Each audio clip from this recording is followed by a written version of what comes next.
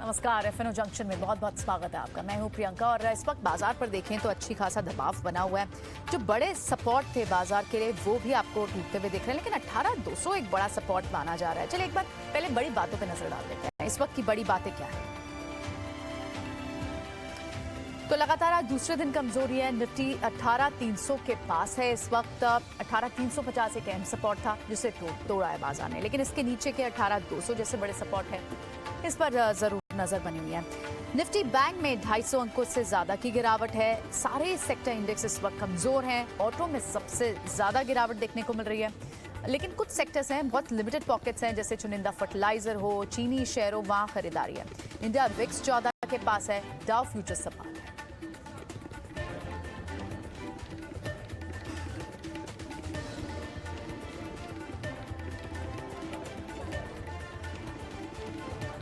और चलिए आज शो में हमें हमारी स्ट्रैटेजी में मदद करने के लिए हमारे साथ एक्सपर्ट चंदन तापड़िया हैं। चंदन, बहुत बहुत स्वागत है आपका। बाजार में कौन से बड़े सपोर्ट हैं जो आपको तब वरी क्रिएट करेंगे, तब आपके मन में डर होगा कि शायद बाजार में डाउनसाइड रिस्क नीचे खुल गया? एक बार के लिए 18,400, 18,350 वो तो दोनों ही ब्रीच हो गए हैं। क्या अब 18,200 एक बड़ा सपोर्ट है? नमस्कार प्रियंका जी। देखिए, निफ्टी का जो सेटअप था वो एक रेंज बाउंड था। कल के दिन एक बड़ा डेंट देखने को मिला था। उससे पहले निफ्टी में रिकवरी हुई थी। 18,350 से लेके निफ्टी में कहीं ना कहीं 18,650 तक की रिकवरी आई, बट कल के दिन ये पूरा मोमेंटम फिजल आउट हो चुका है और इवन आज के दिन और थोड़ी सी ऊपर के लेवल से सेलिंग बन रही है। अच्छी बात यह है कि इस गिरावट के बावजूद भी हम 20 डे एक्सपोनेंशियल और 50 डे एक्सपोनेंशियल मूविंग एवरेज को होल्ड है, बट कंसर्न यह है कि बाउंस पे सेलिंग आ रही है। आप देखो कि सबसे इंपॉर्टेंट लेवल इस बाजार में था 18,442 और 18,380, और आज जब बाउंस हुआ तो एग्जैक्टली 18,442 के आसपास के हाई बने और वहां से बाजार ने पूरा वापस सरेंडर कर दिया। तो मेरे हिसाब से जब तक 18,442 नहीं निकलता, एक बार बुल्स थोड़ा सा सेटबैक लेंगे, थोड़ा सा बैक सीट पे रहेंगे और कहीं ना कहीं नीचे में 18,088 तक के खतरे यहाँ पे बन रहे हैं। 18,088 इसलिए हम डिस्कस कर रहे हैं क्योंकि इस पूरी रैली का जो 38% रिट्रेसमेंट है वो उन लेवल के आसपास आ रहा है। निफ्टी ने जो लगभग मोमेंटम स्टार्ट किया था रिसेंट रैली का, वो 16,747 के आसपास से हुआ था 30 सितंबर को, और लाइफ टाइम आई वो लगभग 18,887 है दिसंबर के स्टार्ट में। तो सितंबर के एंड से दिसंबर स्टार्ट का जो पूरा मूवमेंट हुआ उसका 38.2% रिट्रेसमेंट आता है 18,088, और हमारा मानना है कि वो अब एक मेजर सपोर्ट रहेगा और बाजार वहां तक फिसल सकता है। बट याद रखें, मिक्स क्यूज रहेगी क्योंकि विक्स में बड़ा स्विंग नहीं है। तो 18,442, 18,500 ऊपर में हर्डल है। हमारा मानना है कि इस हर्डल की वजह से एक बार नीचे के लोअर लेवल टेस्ट हो सकते हैं और 18,088 नीचे में सपोर्ट के तौर पे हमें देखने चाहिए। ऑलराइट, ठीक है ठीक है। तो यहाँ से आप यानी जो भी ऊपर के लेवल दिख रहे हैं वहां पर आपको सेलिंग ही दिख रही है। आप इस वक्त निफ्टी पर जो लेवल देख रहे हैं यहाँ से सेलिंग की अपॉर्चुनिटीज ढूंढ रहे हैं और 18,088 आप लेवल देख रहे हैं। बैंक निफ्टी की किस तरह की पोजीशनिंग दिख रही है चंदन? प्रियंका जी, बैंक निफ्टी काफी स्ट्रॉन्ग थी। बैंक निफ्टी के वीकली चार्ट पे नजर डालूं तो लगातार 10 वीक पॉजिटिव मूव था और ये पहला वीक होगा 10 वीक के बाद में जो week on week basis negative है, और वीकली चार्ट में हायर लोज का सीक्वेंस बन रहा था। वो हायर लोज बैंक निफ्टी अब तोड़ता हुआ नजर आएगा। तो इसकी वजह से पिछले 10 वीक में जिसने भी तेजी की पोजीशन बनाई वो थोड़ा सा अपनी पोजीशन को लिक्विडेट करेंगे। याद रखें, मेजर ट्रेंड पॉजिटिव है, बट उस मेजर पॉजिटिव ट्रेंड में भी थोड़ी सी मुनाफा वसूली आ सकती है। तो बैंक निफ्टी इमीडिएट जो हर्डल रहेगा वो कहीं ना कहीं 43,500 रहेगा। सपोर्ट है वो मेजर 43,000 और 42,750 रहेगा। तो बैंक निफ्टी में ज्यादा नेगेटिव नहीं है हम। बैंक निफ्टी 43,000 तोड़ेगा तब जाके व्यू चेंज करेंगे, बट अगेन नीचे में 43,000, 42,750 मेजर सपोर्ट है, 43,500 मेजर हर्डल है। इन लेवल के साथ कहीं ना कहीं मिक्स और रेंज बाउंड बायस के साथ आपको कामकाज करना पड़ेगा। 18,500 की कॉल, क्योंकि जितनी भी 18,500 की पुट्स थी उसके नीचे हमने आज सुबह ही देखा अच्छी खासी शॉर्ट कवरिंग हुई और बड़े प्रीमियम भी ऐड हुए सारे पुट्स पर। 18,500 एक बड़ा पेन पॉइंट दिख रहा है। अगर बाजार 2 या 3 ट्रेडिंग सेशन में 18,500 के ऊपर आने में कामयाब होता है तो क्या व्यू चेंज होगा और इसकी पॉसिबिलिटी कितनी है? देखिए, मैं आपको सही बताऊं, बाजार में अभी यदि आप पूछे लॉन्ग वर्सेस शॉर्ट तो मैं बोलूंगा 60% मंदी लग रही है, 40% तेजी लग रही है। वो इसलिए बोल रहा हूँ क्योंकि बाजार में मेजर स्ट्रक्चर चेंज नहीं हुआ है, बट मंदी हल्की सी ज्यादा इसलिए बोल रहे हैं क्योंकि लोअर टाइम फ्रेम में lower top lower bottom sequence बन रहा है। और मंदी की हल्का सा रीजन कल का सेलिंग है, बट उससे ज्यादा आज 18,442 के हर्डल को पार नहीं किया। सुबह का जो बाउंस आया एग्जैक्टली उसी लेवल से टर्न हुआ। इसके लिए हम 18,442 18,500 को मेजर रेजिस्टेंस के तौर पे देख रहे हैं और बाजार में रेजिस्टेंस है, इसके लिए नीचे के सपोर्ट की तरफ हम डाउन साइड प्ले कर रहे हैं। तो आप यदि मुझे ओवरऑल पूछोगे कि इस ट्रेड में जो मंदी का दे रहे हैं उसमें कितना कन्विक्शन है, तो 60 से 70% कन्विक्शन है, 30% कन्विक्शन नहीं है। तो इस तरह से आपको अपनी पोजीशन साइजिंग कम करनी चाहिए। यदि आप उदाहरण के तौर पे यूजुअली 10 लोड का काम करते हो और ये ट्रेड प्ले करना है, तो 4-5 लोड के साथ ही कामकाज करना है, उससे ज्यादा कामकाज नहीं करेंगे। और यदि 18,500 निकल जाता है तो मेरे हिसाब से फिर ये मंदी खत्म हो जाएगी। आप 18,700 18,800 81 के लेवल वापस देखोगे। Okay, all right, okay, all right. तो ये व्यू रहेगा आपका इंडेक्स पे। लेकिन चलिए स्टॉक स्पेसिफिक एक्शन भी समझ लेते हैं। अब इस वक्त कहाँ पर शॉर्ट, फ्रेश शॉर्ट बिल्टअप कहाँ दिख रहा है, इसको पर नजर डाल लेते हैं।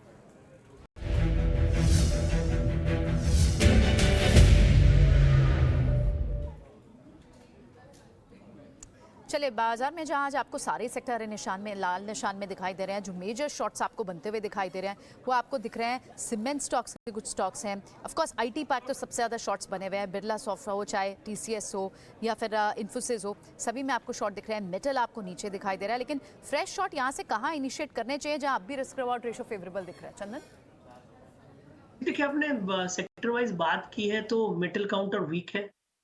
मेटल काउंटर में आप देखोगे सारे के सारे काउंटर में मोमेंटम जो बना था वो टिक नहीं पाया और एक नेगेटिव साइड के ट्रेंड वहां पे स्ट्रक्चर स्टार्ट हुआ। तो स्टिल अथॉरिटी एक देखूंगा मैं सेल साइड में, कहीं ना कहीं एक राइजिंग चैनल था, उसको ट्रेंड लाइन को तोड़ रहा है। यहाँ पे लगभग 85 के आसपास के हर्डल रहेगा, 78 तक के डाउन साइड बनेंगे। आईटी काउंटर है बाजार के इस टाइम की जो कमजोर कड़ी है वो है। हालांकि अच्छी बात यह है कि नीचे के लेवल से सिलेक्टिव काउंटर में सपोर्ट बेस बाइंग है, बट टीसीएस एक अहम लेवल पे है। टीसीएस कंडीशनल ट्रेड बनेगा, 3250 के नीचे यदि तोड़ता है तो आपका नीचे में 3150 तक के डाउन साइड खुलेंगे। तो selective metal, selective IT counter है, वहां पे थोड़ा सा वीकनेस है और वहां पे आप डाउन साइड के मूव को प्ले कर सकते हो। उसके अलावा मेरा ऐसा मानना है कि मंदी की तरफ आप बात कर रहे हो तो जितने के जितने डिफेंस फार्मा काउंटर है या फिर लेब्स रिलेटेड काउंटर है, चाहे आप लालपेट लेब की बात करें या फिर आप लोरस लेब की बात करें या फिर मेट्रोपोलिस की बात करें, सारे के सारे लेब स्टॉक वीक है। यहाँ पे daily, weekly, monthly structure weak है, सब में वीकनेस बनेगी। तो ये कुछ धड़े हैं बाजार में, ये कुछ सेक्टर है जहाँ पे अभी भी बिकवाली का दबाव जारी रहेगा। बाजार रिकवर भी होता है तो कोई रिकवरी नहीं आएगी। ओवरऑल सेल ऑन बाउंस की रणनीति इन सब सेक्टर में बरकरार रहेगी और इन स्टॉक्स में वीकनेस कंटिन्यू रहेगी। ठीक है। सो इन स्टॉक्स में वीकनेस आपको कंटिन्यूड लगती है। तो आपकी यहाँ पर टॉप रिकमेंडेशंस क्या है चंदन आज की? बिल्कुल, टॉप रिकमेंडेशन की बात करें तो देखिए, पहले एक तो बाई साइड की रिकमेंडेशन की बात कर रहा हूँ तो बलरामपुर चीनी अच्छा लग रहा है। आप देखोगे इस बाजार में यदि सेक्टर चुनने की बात करें ओवरऑल, तो फर्टिलाइजर, शुगर, कुछ ऑटो और एफएमसीजी काउंटर पे नजर बननी चाहिए। तो बलरामपुर चीनी शुगर में अच्छा मोमेंटम दिखा रहा है। डेरिवेटिव्स का काउंटर भी है। एफएनओ में इसमें आप देखोगे लोन के बिल्टअप भी हो रहे हैं। टेक्निकल सेटअप की बात करें तो इसका जो पुराना हर्डल था 390, उसको डिसाइसिवली पार किया है। Technically pole and flag kind of formations का ब्रेकआउट्स भी हुआ है और यहाँ पे राउंडिंग फॉर्मेशंस वीकली चार्ट में बने। तो इसके लिए बलरामपुर चीनी पे पूरा फोकस रहेगा। स्ट्रेंथ कंटिन्यू है, 385 का सपोर्ट है, 415 तक के अपसाइड बनेंगे। अब आप बिकवाली की बात करें तो कुछ काउंटर्स हमने बात की, उसके अलावा एक और स्टॉक जहाँ पे ब्रेकडाउन हुआ है वो है एबीबी। वहां पे बिकवाली की सलाह रहेगी। एबीबी इसलिए भी बिकवाली की सलाह है क्योंकि 2920 2950 एक मल्टीपल सपोर्ट होता था और स्टॉक ने वो लेवल तोड़ा है और अपने लगभग 15-16 वीक के लोवेस्ट लेवल पे चल रहा है।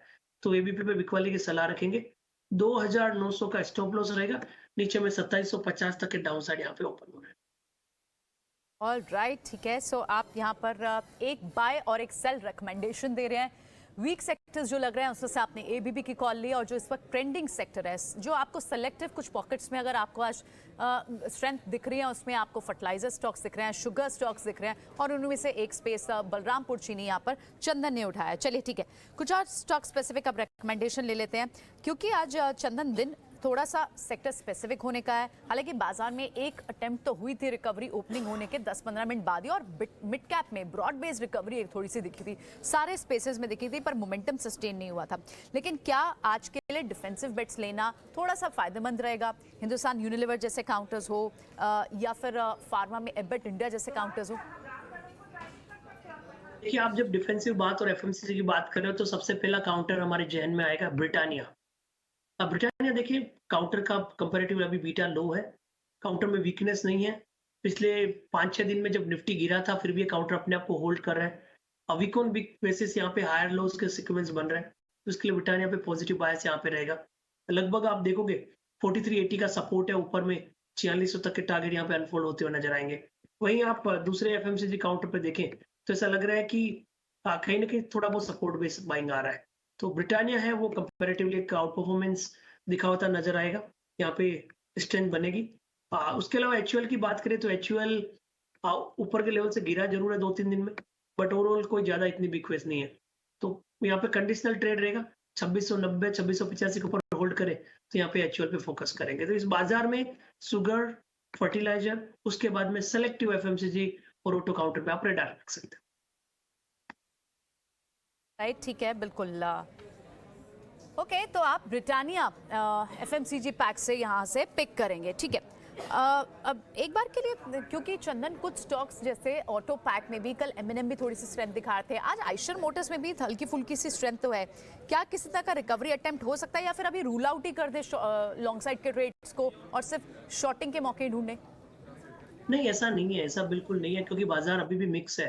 आप देखोगे निफ्टी ऊपर के लेवल से गिरा है, बाउंस पे बिकवाली आ रही है, वो इसलिए आ रही है क्योंकि ग्लोबल बाजारों की चिंताएं हैं। बट अगेन विक्स में कोई बड़ा स्पाइक नहीं हुआ है, और हमारा ऐसा मानना है कि जब तक 18,088 नहीं तोड़ता मेजर ट्रेंड चेंज नहीं होगा। हो सकता है इंट्राडे और 1-2 दिन के लिए ट्रेंड यहाँ पे प्रेशर है, तो उस चीज को ध्यान में रखते हुए आपको लॉन्ग और शॉर्ट का ट्रेडिंग सेटअप मिक्स रखना चाहिए।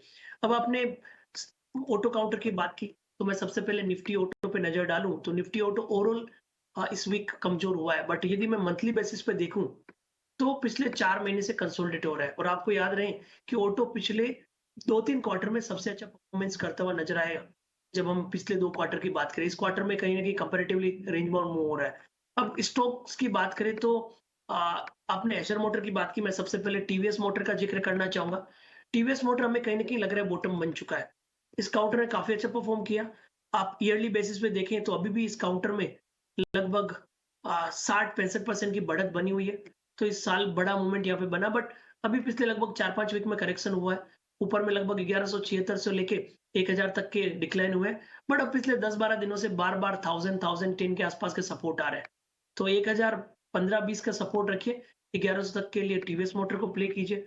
एशर मोटर की बात करें, एशर मोटर में भी 4-5 वीक का नेगेटिविटी अब खत्म हो रहा है, हालांकि अभी फॉलो अप जरूरी है।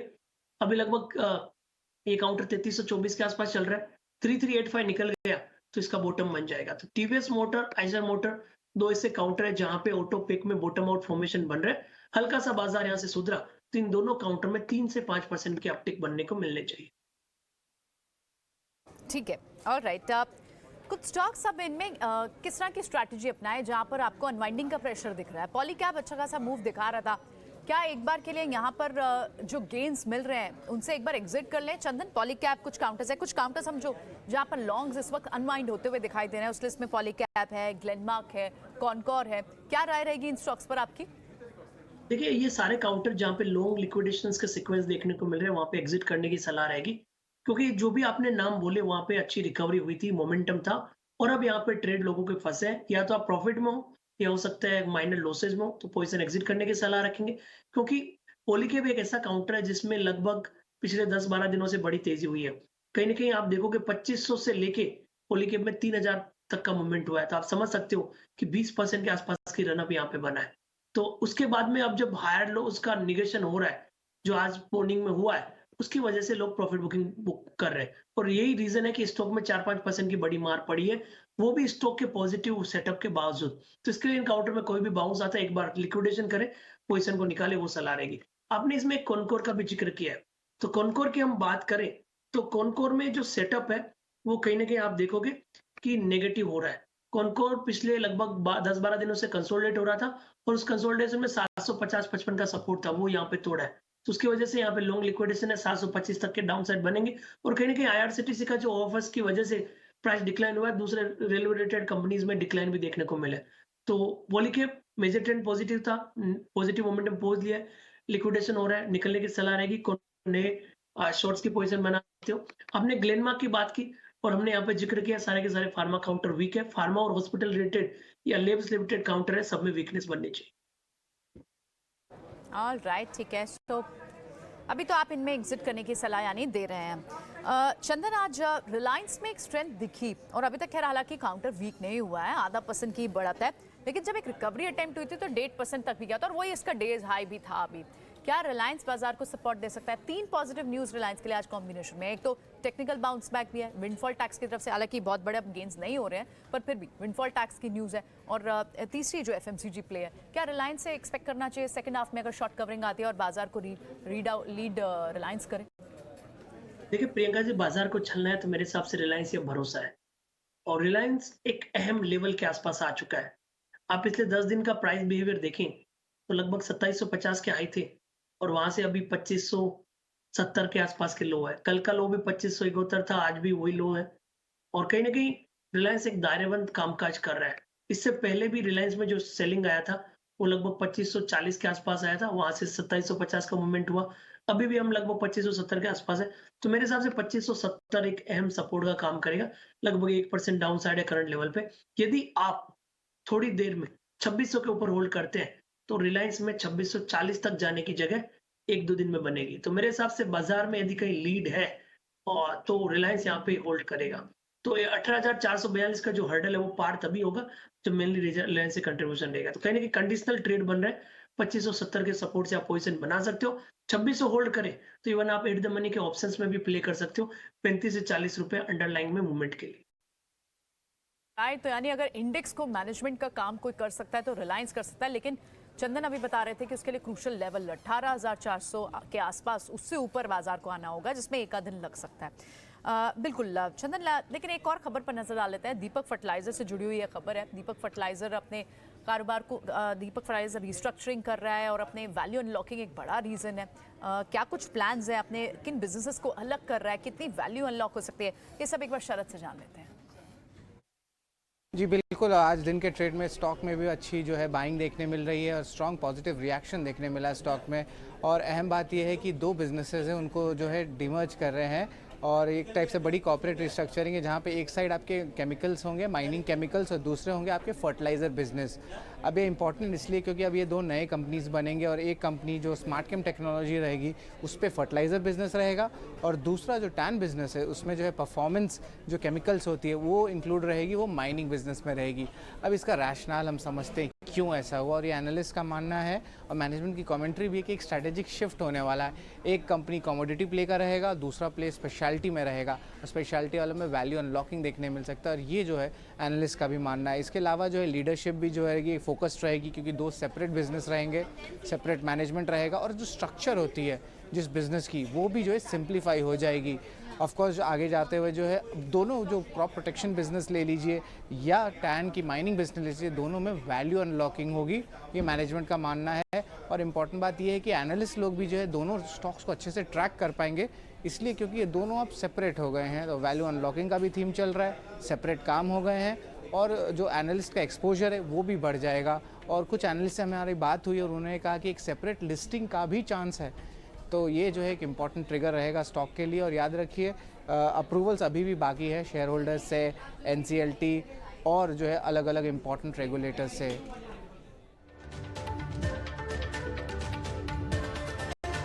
शरद, शुक्रिया इस सारी जानकारी के लिए। लेकिन बड़े प्लान्स आपको पता चलेंगे अभी 1 बजे फर्दर, जब फर्टिलाइजर सचिव भी हमारे साथ होंगे और भी फर्टिलाइजर स्पेस में क्या एक्शन है उसकी बात करेंगे।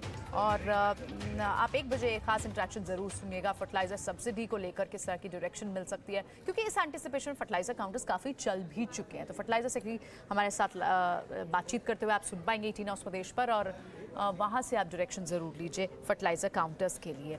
चलिए, लेकिन बढ़ते हैं आगे और अब कुछ और खबरें भी देख लेते हैं। इनफैक्ट चंदन के पास हमारे लिए एक ऑप्शन का भी ट्रेड है। चंदन, फिर इंडेक्स पर अगर स्ट्रैटेजी फिलहाल के लिए सेल साइड की है तो क्या आप इस वक्त पुट खरीदने की सलाह दे रहे हैं, क्या स्ट्रैटेजी बना रहे हैं? एक बार चलिए चंदन के पास चलते हैं।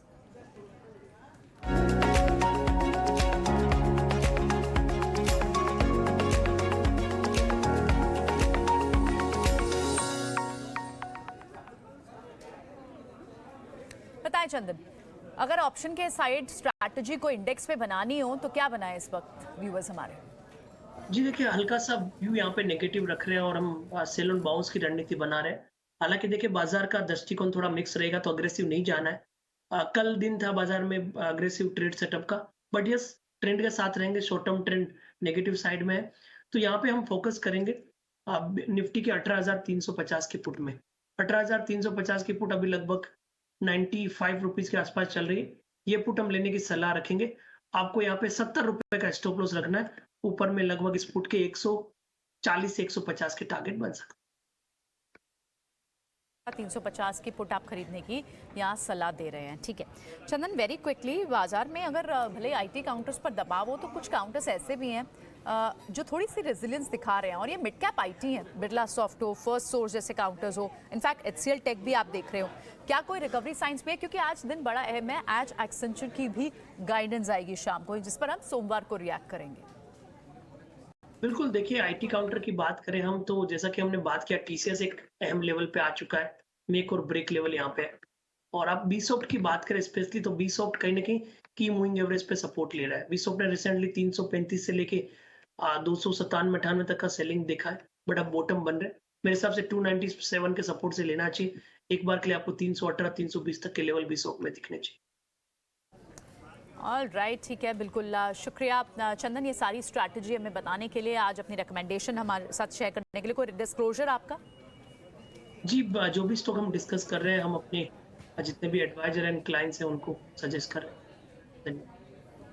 ठीक है, चलिए शो को फिलहाल यहीं वाइंड अप करते हैं। बाजार में थोड़ी सी तो रिकवरी अटेम्प्ट हुई है, लेकिन जो बड़े सपोर्ट है 18,350 उसके पास आपको बाजार को इनफैक्ट 18,400 के ऊपर चंदन बात करते हैं कि उसके ऊपर आना होगा। रिलायंस बड़ी मदद कर सकता है, लेकिन फिलहाल तो एक अहम सपोर्ट 18,350 के पास बाजार आपको दिखाई दे रहा है। क्या सेकंड हाफ में यहाँ से अब आधा दिन का ट्रेड रह जाएगा, उसमें कोई रिकवरी अटेम्प्ट होती है?